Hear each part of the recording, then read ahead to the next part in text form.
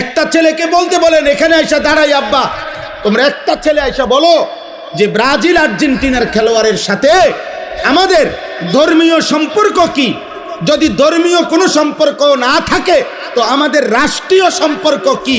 বাংলাদেশের অর্থনীতি, সামাজিক, বাংলাদেশের উন্নতি, প্রগতি, আধুনিকতার জন্য শুধু মাতৃভূমির মায়াও যদি থাকে, একটা নাফরমান বল বেটা এখানে দাঁড়ায়া আর্জেন্টিনার ব্রাজিলের খেলোয়াড়ের সাথে আমাদের বাংলাদেশের উন্নতির কি সম্পর্ক বল?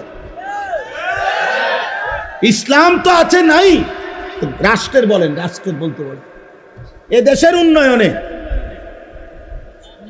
কথা বলেন না, আমাদের সাথে ওদের কি কি লেনদেন বলেন আঙ্কেল, বলো না আব্বা।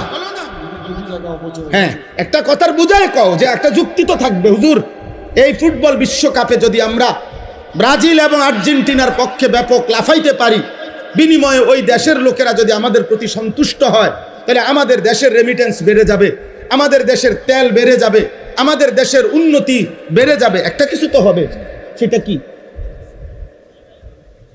বলো না আব্বা, বলো।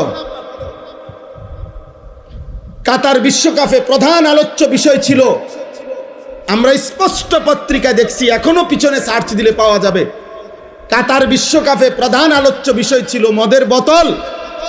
কাতার সরকার আইন করছিল স্টেডিয়ামের ভিতরে মদের বোতল সরাসরি খাওয়া যাবে না। এটা নিয়ে সারা বিশ্ব, ইউরোপ তখন বিতর্ক করছিল যে না, এটা স্বাধীনতায় হস্তক্ষেপ,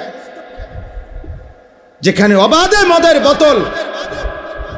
ব্রাজিল বিশ্বকাপের সময় সরকারি ওরা হিসাব দিছিল ওই দেশে যে যে পরিমাণ আয় হবে, রাষ্ট্রের আয়, এই আয়ের যে খাতগুলো দিছিল আমি নিজ চোখে দেখছি, সেই খাতের একটি খাত হলো যে পরিমাণ হোটেলে নারী ভাড়া দেওয়া হবে, যে পরিমাণ বেশ্যাবৃত্তি হবে, দেহ বিক্রি হবে, ওইখান থেকে রাষ্ট্র বিশাল বড় টাকা আয় হবে, ওইটা একটা বড় খাত।